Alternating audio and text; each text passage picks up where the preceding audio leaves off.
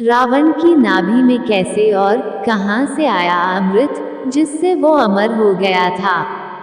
रावण अमर था, उसे कोई नहीं मार सकता था। वजह थी कि उसकी नाभि में अमृत था।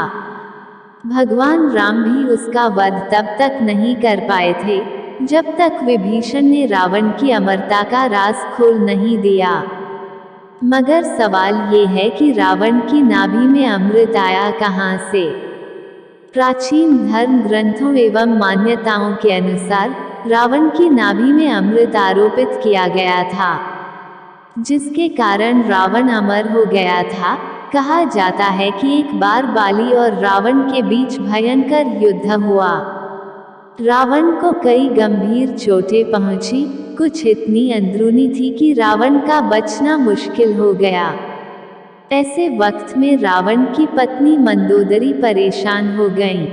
उन्होंने फैसला कि वो न सिर्फ रावण की जान बचाएंगी बल्कि उसे अमर भी कर देंगी। ऐसे में मंदोदरी अपने पिता मयदानव के पास पहुंची।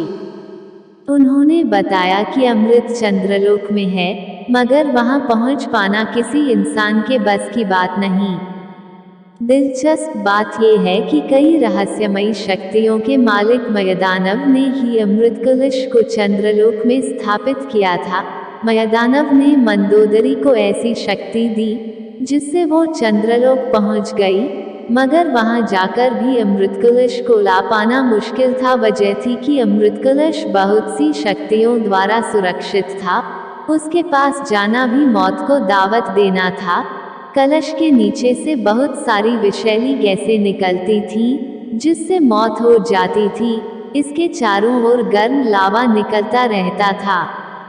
ऐसे में अमृत की कुछ बूंदें भी धरती पर लाना नामुमकिन सा था।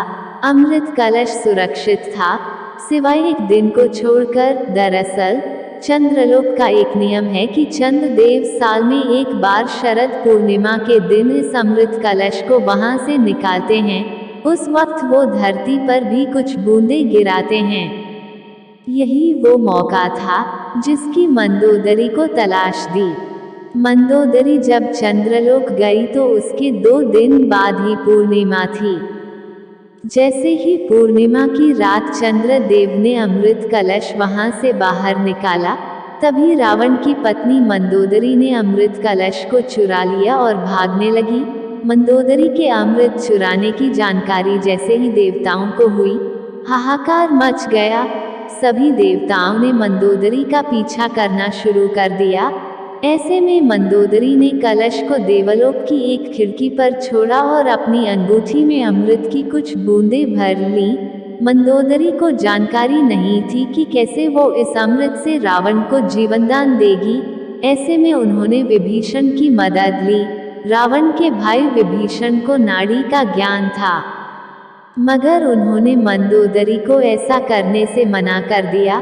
हालांकि वो बाद में तैयार हो गए। शरद पूर्णिमा के दिन इस अमृत की बूंद को रावण की नाभि में स्थापित करने का फैसला किया गया। चूंकि अमृत की सिर्फ कुछ बूंदें ही थीं, तो उन्हें नाभि में डालने का फैसला किया गया, क्योंकि वहीं पर समस्त नाड़ियों का केंद्र होता है। पहले इसके लिए अशोक वाटिका में रावण को बेहोश या अचेत किया गया। फिर विभीषण ने अमृत बूंदों को रावण की नाभि में स्थापित कर दिया।